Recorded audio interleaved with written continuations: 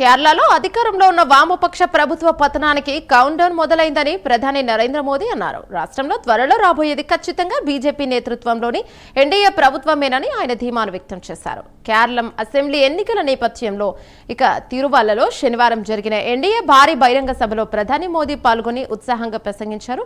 ఈ సందర్భంగా అధికార ఎల్డీఎఫ్ ప్రతిపక్ష యూడీఎఫ్ కూటములపై ఆయన తీవ్రస్థాయిలో విమర్శలు గుప్పించారు.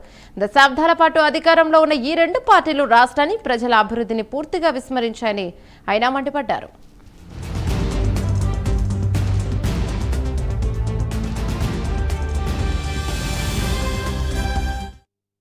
ముఖ్యంగా ఈ ప్రాంతంలో కనీస మౌలిక సదుపాయాలు కూడా కల్పించలేదని, ప్రధాన రహదారులు అత్యంత దారుణమైన స్థితిలో ఉన్నాయని దుయ్యబట్టారు. ప్రస్తుత పాలకులను సాగనంపేందుకు కేరళ ఓటర్లు ఇప్పటికే ఓ స్థిరమైన నిర్ణయానికి వచ్చారని, రాష్ట్ర అభివృద్ధికి ఎన్డీఏను గెలిపించేందుకు వారు సిద్ధంగా ఉన్నారని ప్రధాని మోదీ ఉద్ఘాటించారు.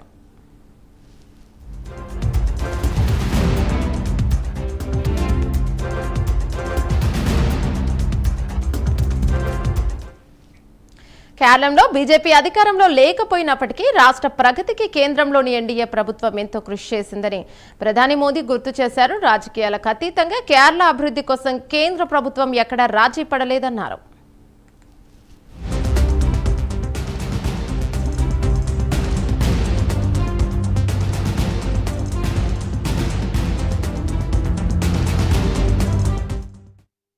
इस प्रोजेक्ट को आगे बढ़ाने की जगह उसको लटकाए रखा।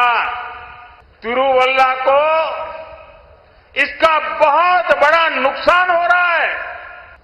जब बीजेपी की डबल इंजन सरकार आएगी तो ऐसी सभी रुकावटें हटेगी और ये मोदी की गारंटी है। एनडीए की राज्य सरकार में केरलम तेज गति से विकास की राह पर आगे बढ़ेगा. एनडीए सरकारिनो किडिल केरलम विकसनत्ते पातईल अतिवेगम मुन्नेरुम. इस प्रोजेक्ट को आगे बढ़ाने की जगह